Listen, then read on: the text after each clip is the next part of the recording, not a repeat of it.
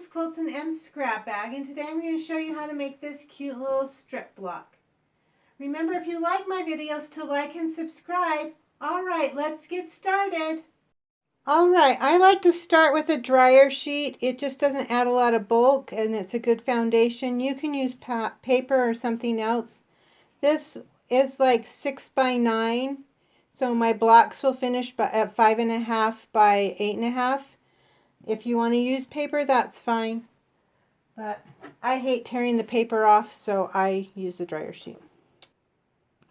So on this one, I'm going to use a 45-degree angle, and I've put a piece of tape here so you can see that easily.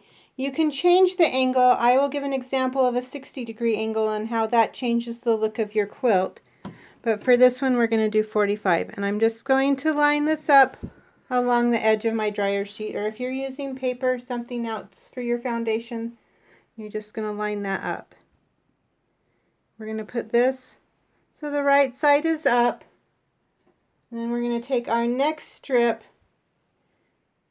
and we're going to put it right side together there. So we'll just pin that in place, and then we're just going to sew right along here. Once that's sewn, you can take it to the ironing board and just press that open. Alright, and then we're just going to take another strip,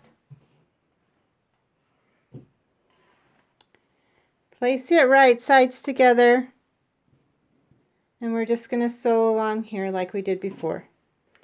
Once you get that all the way to the corner, then I like to trim my edges.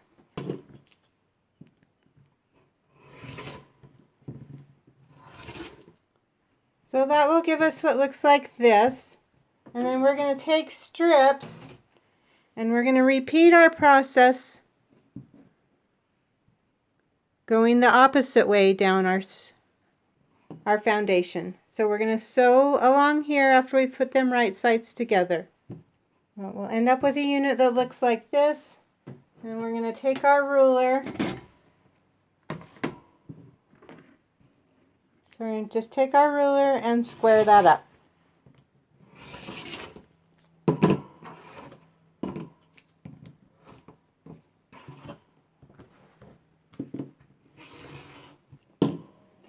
And we'll get a block that looks like this.